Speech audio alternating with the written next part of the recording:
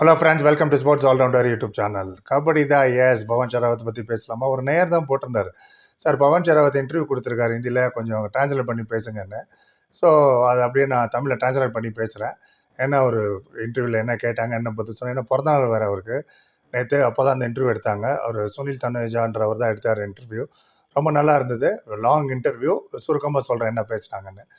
And first and foremost happy birthday Pawan Sehrawat. Right, அவருக்கு millions of fans இருக்காங்க all over the world, உங்களுக்கு தெரியும். Right, intro கொடுக்கும்போதே அவரே பேசுகிறாரு பவனை. எனக்கு அவ்வளோவா தெரியாது இன்ஸ்டாவில் எப்படி லைவ் வரணும்னு. எந்த படம் நான் ஒன்று கூட தெரியாது. எனக்கு அவ்வளோ பழக்கம் இல்லை லைவில் வந்ததுலாம். பட் நிறைய ஃப்ரெண்ட்ஸுக்கும் சொன்னாங்க லைவ் வான்னு. ஸோ இப்போ என்னோடய ஃப்ரெண்டு சுனில் தனேஜாவே வந்திருக்காரு, எனக்கு ஈஸியாக இருக்கும் லைவ் அப்படின்னாரு. அப்போ தான் சுனில் தனேஜா வராரு கேமராவில். கேட்டார், என்னப்பா ஏஷியன் கேம் ஜெயிச்சிங்கள கோல்டு, அப்போ எதிர்பார்த்தியா? பெங்களூரில் கேம்ப் நடந்தப்போ 100% கான்ஃபிடென்ட்டாக இருந்தீங்களா கோல்டு மெடல் ஜெயிப்பீங்கன்னு? ஏன்னா 2018 தோற்றோம். அப்போ வந்து ஈரானு, இப்போ நடந்த ஈரானு, கொரியா, சைனீஸ் டைப்பி எல்லாமே நல்ல டீம் ஆச்சு. கான்ஃபிடென்ட்டாக இருந்தீங்களா? என்ன பிளான் பண்ணேன்னு கேட்டாங்க. பவன் சொன்னார், இல்லை எங்களுக்கு தெரியும் டஃப்பாக தான் இருக்கும், அவ்வளோ ஈஸியாலாம் கப்பு ஜெயிக்க முடியாதுன்னு. ஸ்பெஷலி ஈரான், கொரியா, சைனீஸ் டைப்பி நிறைய பேர் அவர் அப்செட் பண்ணாங்க இந்த டோர்னமெண்ட்டில். பட் குரூப் மேட்ச் எல்லாமே ஈஸியாச்சு. ஃபைனலில் தான் கொஞ்சம் டஃப்பாச்சு. அண்ட் எதிர்பார்த்தபடி தான் போச்சு கேமு. நாங்கள் வி ஒர்க் ஹார்ட் அப்படின்னாரு. அப்புறம் கேட்டால், அந்த ஃபைனல் நம்ப படியா பாய் 1.5 घंटा அப்படின்னாரு. அதான் ஃபைனலே 1.5 மணி நேரம் எக்ஸ்ட்ரா இழுத்துட்டு போச்சு. அதை பற்றி சொல்லுங்க. ஞாபகம் இருக்கும்னு நினைக்கிறேன். ஃபைனலில் சில டெசிஷனுக்கு ஆர்கியூமெண்ட் ரொம்ப நேரம் நடந்துட்டு இருந்தது. இதுவான்னு அதை பற்றி கேட்டார். அது பவன் சொன்னார், இப்போ கூட நிறைய பேருக்கு டவுட் இருக்குது, அந்த டவுட்டை நான் கிளியர் பண்ணிடுறேன். அன்றைக்கி நான் ஆர்கியூ பண்ணது ஆஸ் அ கேப்டனாக, ஆஸ் அ பிளேயராக மட்டும் இல்லை, நான் இன்டர்நேஷ்னல் கபடி ஃபெடரேஷன் ஐகேஎஃப் ரூல் படி தான் நான் பேசினேன். ரூல் என்ன சொல்லிச்சோ அதை தான் நான் சொன்னேன். ஆனால் அவங்க வந்து பிகேஎல் ரூலை வச்சு பேசுகிறாங்க. பிகேஎல் ரூலுக்கும் ஐகேஎஃப் இன்டர்நேஷ்னல் கபடி ரூலுக்கும் வித்தியாசம் இருக்குது. அதனால தான் அந்த கன்ஃபியூஷன் ஆச்சு அப்படின்னு அதை எக்ஸ்பிளைன் பண்ணார். அப்புறம் கபடி விளையாடணும் நீங்கள் எப்போ முடிவு பண்ணேன்னு கேட்டார் அவர். கபடி நான் வந்து கபடி விளையாடணும் ஸ்டார்டிங்லாம் எனக்கு ஆசை இல்லை. ஸ்கூல் ஒரு வாட்டி எங்கேயோ போனாங்க, நானும் போனவன் மேட்ச் பார்க்கறதுக்கு. திடீர்னு பார்த்தா ஆள் கம்மி ஆயிடுச்சு ஸ்கூல் டீமில். நான் வர ரொம்ப பௌத் ஃபேட்டி தான், மோட்டா தான்னார். நானே ரொம்ப ஃபேட்டாக இருந்தேன். என்னை கூப்பிட்டு விளையாடுனாங்க. நான் விளையாடினேன். அது எப்படியோ ப்ளூக்கில் வந்து நல்லா விளையாட ஆரம்பித்தேன். அதுக்கப்புறம் ஸ்டார்ட் ப்ராக்டிஸிங். நிறைய பேர் சொன்னாங்க, நீ கபடி ப்ராக்டிஸ் பண்ணுன்னு. நல்லா ப்ராக்டிஸ் பண்ண ஆரம்பித்தேன். டெல்லிக்கு பக்கத்தில் இருக்கிற பாவனான்ற ஊரில் தான் இருந்தேன். அங்கே தான் படித்தேன். அங்கே தான் நிறையா கபடி ஸ்கில்லாம் கற்றுக்க ஆரம்பித்தேன்னாரு. அப்புறம் ஏஷியன் கேம்ஸ் முடிஞ்சு போச்சு, அதை விட்டுரு. கேட்டார் கேள்வி, PK 11 வரப்போகுது. நீ மட்டும்தான் 2 வாட்டி ஹையஸ்ட் பிட்டரு, 2 கோடிக்கு மேலே ஜாஸ்தி 2 வாட்டி போனது நீங்கள் தான். ஆக்ஷன் ஹிஸ்ட்ரியிலே உன்னை யாரும் பீட் பண்ண முடியல. அது லைஃப் எப்படி உன்னை மாற்றுச்சு? நிறைய பணம் வந்தது. டு யூ திங்க் இப்போ வரப்போகிற PK 11 நிறைய எதிர்பார்க்குறியா என்ன அப்படின்னு கேட்டார். அவர் சிரிச்சிட்டு, நோ, காசெல்லாம் எங்களுக்கு செகண்டரி தான். நான் என்ன ரிட்டர்ன் பண்ணுறாங்களோ ரிலீஸ் பண்ணுறாங்களோ அது வேறு விஷயம். பட் என்னோடய வேலை கபடி விளையாடுறது. 100% நான் என்னோடய எஃபர்ட்டை போடுவேன். ப்ளே குட் கபடி, அதுதான் இது. நான் டெய்லி நினைக்கிறதே அதான். And money does not matter. என்னோட பெஸ்ட்டு கொடுக்கணும் கபடிக்கு. நான் என்னோட பெஸ்ட்டு கொடுப்பேன். எந்த டீமுக்கு விளையாடுறனோ அந்த டீமுக்கு பெஸ்ட்டு கொடுப்பேன்னாரு. அப்புறம் இன்னொரு கேள்வி கேட்டார், சவுத் இந்தியா கே சாத் ஆப்கோ லகாவ் பஹுத் ஹை பாய், கியூ? அதான் என்ன கேட்டேன்னா, சவுத் இந்தியன் டீம் கூட உனக்கு ரொம்ப கனெக்ஷன் நிறையா இருக்கு. முதல்ல பெங்களூர் புல்ஸ் விளையாண்டேன், அப்புறம் தமிழ் தலைவாஸ் விளையாண்டேன், அப்புறம் தெலுங்கு டைட்டன்ஸ் விளையாண்டேன். நார்த் டீம்னா உனக்கு பிடிக்காதான்னு இவரே கொஞ்சம் கேட்டார். அவர் சொன்னார், அப்படிலாம் கிடையாது, நான் ஒரு பிளேயர், அவ்வளோதான். I am a player, my job is to play. என்னோடய வேலைக்கு நல்லா விளையாடணும். நான் டிசைட் பண்ணுறதில்ல சவுத்துக்கு விளையாடணுமா நார்த்துக்கு விளையாடணும். பிட்டிங்கில் அந்த மாதிரி வருது. எந்த டீம் என்ன எடுக்கிறாங்களோ அவங்களுக்கு நான் பெஸ்ட்டு கொடுக்கணும். என்னோட இம்பேக்டை விட்டுட்டு போகணும். டோர்னமெண்ட் முடிச்சோன்னே அதுதான் என்னோடய மைண்டில் எப்போதும் ஓடிட்டுருக்கு. உன்னோட சூப்பர் ஸ்டார்டம் வந்தது PKL 6 தான். ரன்பீர் சிங் எனக்கு ஞாபகம் இருக்கு சொல்ல, அவங்க கோச் இருக்கிறார் பெங்களூர் புல்ஸு. அவர் என்னை ஒரு வாட்டி ஃபோன் பண்ணி சொன்னார், அது மாதிரி அவர் என்னோடய ஃப்ரெண்டு தான். ஃபோன் பண்ணி சொன்னார், இந்த சீசனில் பவன் ஷராவத் 175 பாயிண்ட் எடுக்கலைன்னா பவுனே தோசை 175 பாயிண்ட் எடுத்தாலும் நான் கபடி கோச் பண்ணுறதே விட்டுறேன்னாரு. நான் கூட அவர்கிட்ட சேலஞ்சு வச்சேன். அவருக்கு உன் மேலே அவ்வளோ கான்ஃபிடென்ட் இருந்தது. ஏன்னா அதுக்கு முன்னாடி தான் நீ குஜராத் ஜெயண்ட் விளையாண்டு அவ்வளோ சரியாக பர்ஃபார்ம் பண்ணல. எப்படி உன் மேலே அவ்வளோ நம்பிக்கை வச்சாரு? நீ 15-16 மேட்ச்லேயே அந்த பாயிண்ட்டை தாண்டி போயிட்டியா? எப்படி உன் மேலே அவ்வளோ நம்பிக்கை இருந்ததுனாரு. சிரிச்சார். மேபி அவருக்கு சில விஷயம் தெரிஞ்சிருக்கு பாருங்க என்னோட ஸ்கில் லெவலில். எனக்கு ஞாபகம் இருக்குது, UP அதாக்க ஏதோ ஒரு மேட்ச்சில் ட்ரா ஆச்சு, எக்ஸ்ட்ரா டைம் வர போச்சு. நான் நிறைய சூப்பர் டேக்கில் அவுட் ஆகிட்டே இருந்தேன். நான் கோச்சிட்ட சொன்னேன், என்னை எடுத்துரு, சப்ஸ்டியூட் ஆக்கிடு, நான் போய் அவுட் ஆகிட்டே இருக்கேன்னு. அவர் அப்பவும் சொன்னார், இல்லை உன்னால் முடியும், நீ போ, நீ தான் ஜெயிக்கிறப்போ தோக்குறப்போ நீ தான் போகிறேன்னு இல்லை உள்ளே அமிச்சார். அந்த மேட்ச்சை நான் ரொம்ப நல்லா பர்ஃபார்ம் பண்ணேன். அங்கே தான் டேர்னிங் பாயிண்ட்டு. அண்ட் டேரெக்டாக நான் விளையாட வச்சதெல்லாம் என் மேலே அவர் வச்சு இந்த கான்ஃபிடென்ஸு. ரொம்ப ரொம்ப நன்றி அதுக்கு அப்படின்னாரு.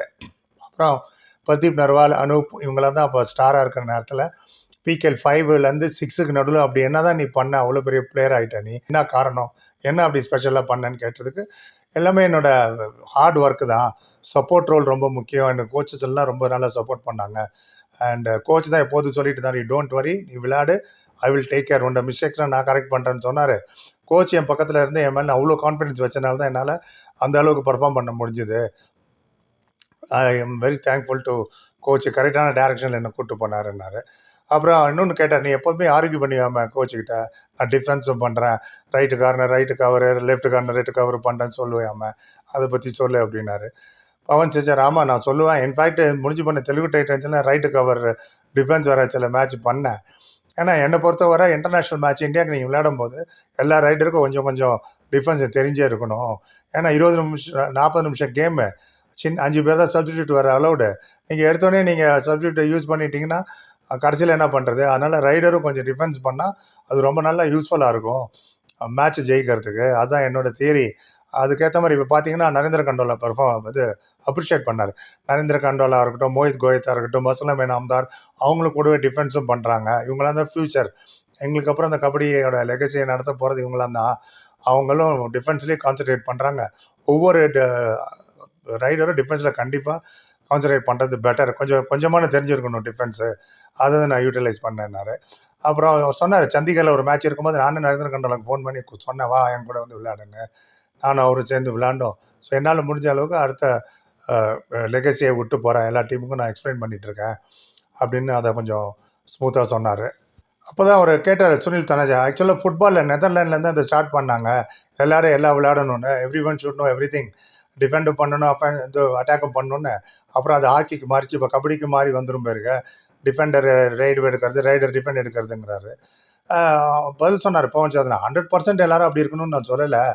முதல்ல சொன்ன மாதிரி தான் 40 நிமிஷம் கேமில் 5 சப்ஸ்டியூட்டை முதல்ல யூஸ் பண்ண முடியாது, அப்பப்போ ரைடரும் டிஃபென்ஸ் பண்ணணுன்னாரு. அப்புறம் பாவனாவில் தான் கபடி கற்றுக்கிட்டேன் பிகேல. அண்ட் அதை பற்றி உன் ஜேர்னி சொல்லு, உன் ஸ்கூல்லேருந்து பிகேல வந்த நடுவில் என்னென்ன நடந்தது, யார் யார் உனக்கு ஹெல்ப் பண்ணாங்க, அந்த ஜேர்னியை பற்றி கொஞ்சம் சொல்லன்னாரு. சொன்னேன், தேங்க்ஸ், எல்லா கோச்சுக்கும் தேங்க்ஸ் பண்ணுறேன், மெனி பீப்புள் சப்போர்ட்டு, நிறைய பேர் சப்போர்ட் பண்ணாங்க, பின் பாயிண்ட் பண்ணி நான் சொல்ல முடியாது இவங்களால தான். வாழ்க்கையில் நிறைய ஹெல்ப்பு சப்போர்ட் கிடச்சிது. ஃபேமிலி ஃபஸ்ட்டு, அவங்களோட ஹெல்ப்பு தான் ரொம்ப முக்கியம். முதல்ல அவங்க சொன்னாங்க, இல்லைலாம் அவளை என்னப்பா அவ்வளோ ஃப்யூச்சரே ஒன்றும் இல்லை, நீ ஏன் ரெஸ்லிங் போகக்கூடாதுன்னாங்க. அப்போ ரெஸ்லிங்லாம் நிறைய மெடலாம் ஜெயிச்சுட்டு வந்தாங்க நம்ம ரெஸ்லர்ஸ்லாம். ரெஸ்லிங் போயிட்டு எதுக்கு கபடி பின்னாடி அலையிறேன்னாங்க. நான் சொன்னேன், இல்லை நான் கபடி தான் எனக்கு விளையாடணும் ஆசைன்னு சொன்னேன். அப்புறம் ஒத்துக்கிட்டாங்க. அண்ட் இது பெரிய கேரியர்லாம் கிடையாது கபடியிலன்னாங்க. இல்லை நான் ரொம்ப நாள் விளையாடுவேன், எனக்கு தெரியும்னதுக்கப்புறம் ஃபேமிலி ஒத்துக்கிட்டாங்க. ஃபேமிலி ஒத்துக்கிறது ரொம்ப ரொம்ப முக்கியம்னாரு. அப்புறம் கேட்டேன், ரெஸ்லிங் உனக்கு இன்ட்ரெஸ்ட் இருந்தா, அப்போ நீ ரெஸ்லிங்லாம் விளையாடிருக்கியா அப்படின்னு கேட்டார். விளையாடிருக்கேன், எங்கள் கிராமத்தில் சில மேட்சஸ் விளையாடிருக்கேன். ஏன்னா நான் இப்போ ஹெவி வெயிட் ரொம்ப குண்டாக வேறு இருப்பேன், அது எனக்கு கொஞ்சம் ஹெல்ப் பண்ணிச்சு ரெஸ்லிங் விளையாட. அண்டு ஸ்போர்ட் தான் என்னோடய லவ், எப்போதுமே நான் ஸ்போர்ட்ஸ் எல்லாம் தான் கான்சன்ட்ரேட் பண்ணுவேன்.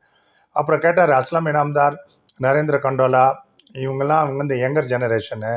அண்ட் நரேந்திர கண்டோலாவை நீ உன் பிரதர் மாதிரி நினைக்கிற, அவரும் உன்னை இன்னும் ரோல் மாடலாக எடுத்துகிட்டு எல்லா இடத்துலையும் சொல்கிறாரு, எனக்கு மெயின் பவன் ஷெராவத் தான், ராகேஷ் ஆகட்டும், நரேந்திர கண்டோலா, அஸ்லம் இனாம்தார், இவங்கெல்லாம் உன்னை பார்த்து தான் ரோல் மாடலாக வச்சுக்கிறாங்க. நீ யாரை பார்த்து வளர்ந்த?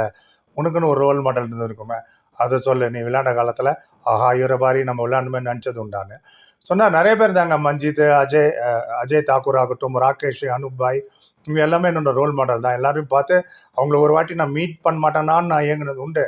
அவங்க கூட விளையாடுவாங்க நான் நினச்சது இல்லை. அப்புறம் ரயில்வேஸ்க்கு விளையாடும் போது தான் நிறைய பேர் கூட சேர்ந்து விளையாடக்கூடிய ஆப்பர்ச்சுனிட்டி கிடச்சிது. அவங்க கூட ஃபோட்டோ எடுக்கணும்னு நினச்சேன். நான் அவங்க கூட விளையாண்டது பெருமையாக நினைக்கிறேன். விகாஸ் கண்டோலா கூடலாம் விளையாடினது ரொம்ப சந்தோஷமான தருணங்கள். And practically speaking I enjoyed playing with them அப்படின்னாரு. பிகே 11 உனக்கு இது வரைக்கும் 4-5 கோச்சுக்கிட்ட விளையாடிட்டா, இப்போ பிகே 11 வருது, யார் எந்த கோச் வந்தால் உனக்கு பிடிக்கும், எந்த கோச்சிட்ட விளையாடணும்னு ஆசைப்பட்றேன்னு. ஏன்னா ஆல்ரெடி 4-5 கோச்சுக்கிட்ட விளையாடிட்டேன். எனக்கு அப்படி இண்டிவிஜுவல் கோச் இவர் தான் வரணும்லாம் கிடையாது. என்னோடய வேலை நல்லா விளையாடணும். ஒவ்வொரு கோச்சும் ஒவ்வொரு இதில் ஸ்கில் லெவலில் வேறு மாதிரி இருப்பாங்க.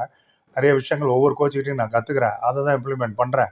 எல்லோரும் ஒரே மாதிரி கோச் பண்ண மாட்டாங்க, எல்லாருக்கும் அவங்களுக்கு ஒவ்வொரு ஸ்டாண்டர்ட் இருக்குது, ஒவ்வொரு அட்வான்டேஜஸ் இருக்குது. அதை நான் அவங்க டாக்டிக்ஸு ஸ்கில் லெவல் நான் அவங்க எடுத்துக்கிறேன் அப்படின்னாரு. அப்புறம் ஆக்ஷனை பற்றி சொல்ல, ஆக்ஷனில் அவர் கேட்டார், என்ன கேட்டார்னா, எப்போதுமே டீமே டிசைட் பண்ணுது ரைட் டு மேட்ச் கார்டா எஃபிஎம்மு, பிளேயருக்கு கொடுத்தா நல்லது இல்லையா, பிளேயர் எனக்கு இந்த டீமோட விளையாட இஷ்டம் இல்லைவா அப்படின்னு நீங்கள் சொல்லக்கூடிய தருணம் எப்போ வரும், சொல்லலாமா, அதை பற்றி நீ என்ன நினைக்கிறேன்னு பிளண்ட்டாக ரெஃப்யூஸ் பண்ணார். அது பிளேயர் டிசைட் பண்ணவே கூடாது, அது நல்ல ஹெல்த்தி காம்படிஷனே இருக்காது, டீம் ஓனர் தான் டிசைட் பண்ணணும், அவங்க எந்த டீமில் எடுக்கிறாங்க நான் அந்த டீம் விளையாடணும், அதான் என்னோட ஜாப். நான் டிசைட் பண்ண முடியாது நான் இந்த டீம் விளையாடுவேன் அந்த டீம் விளையாட மாட்டேன்னு. அண்ட் எந்த டீம் எடுக்கிறாங்களோ அவங்களுக்கு ரைட்டு இன்னும் ட்ரூத்ஃபுல்லாக இருக்கணும், 100% கொடுக்கணும். அதனால் இந்த மாதிரி பிளேயருக்கெல்லாம் கார்டெலாம் கொடுக்கக்கூடாது, ரைட் டு மேட்ச் கார்டு. ஓனர்கிட்ட இருக்கிற வரைக்கும் தான் அது முக்கியம், ஓனர்கிட்டே இருக்கட்டும் அப்படின்னாரு. அண்ட் எனி சுச்சுவேஷன், எந்த மாதிரி சுச்சுவேஷன் இருந்தாலும்னு. அப்புறம் கேட்டார் பர்தீப் நர்வால், ராகுல் சௌத்ரி, மஞ்சித் இவங்கெல்லாம் ஸ்டார் ஆனாங்க. அது மாதிரி நெக்ஸ்ட் செட் ஆஃப் ஸ்டார்ஸ் யார் வருவாங்கன்னு நீங்கள் நினைக்கிறேன்னு. நரேந்திர கண்டோலா கண்டிப்பாக அவர்கிட்ட அந்த ஸ்பார்க் நான் பார்க்குறேன். அவர் டாப் லெவலில் கண்டிப்பாக வருவார். அஸ்லாம் இனாம்தார் ஆகட்டும், அர்ஷு மாலிக் இவரை நல்லா விளையாடுவார் நான் எதிர்பார்க்கல, இவ்வளோ பிரமாதமாக விளையாண்டார். அப்புறம் மோஹித் கோயத் இவங்களாம் தான், மணிந்தர் சிங் இவங்களாம் தான் future star. And Narendra Kandola as a big ஸ்பார்க்குன்னார். நரேந்திர கண்டோலா ரொம்ப சப்போர்ட் பண்ணி பெருமையாக பேசினார். ஸோ மொத்தத்தில் இவ்வளோ தான், அப்படியே கடகடன்னு ட்ரான்ஸ்லேட் பண்ணிட்டேன். அண்ட் இது இல்லாமல் ஏதாவது சொல்லியிருந்தால் உங்களுக்கு தெரிஞ்ச சொல்லுங்கள், நானும் தெரிஞ்சுக்கிறேன், வியூவர்ஸ் தெரிஞ்சுக்கிட்டோம். பொறுமை வசந்த பிறகு நன்றி. Like, comment, share and subscribe. சந்திக்கிறேன். Thank you so much.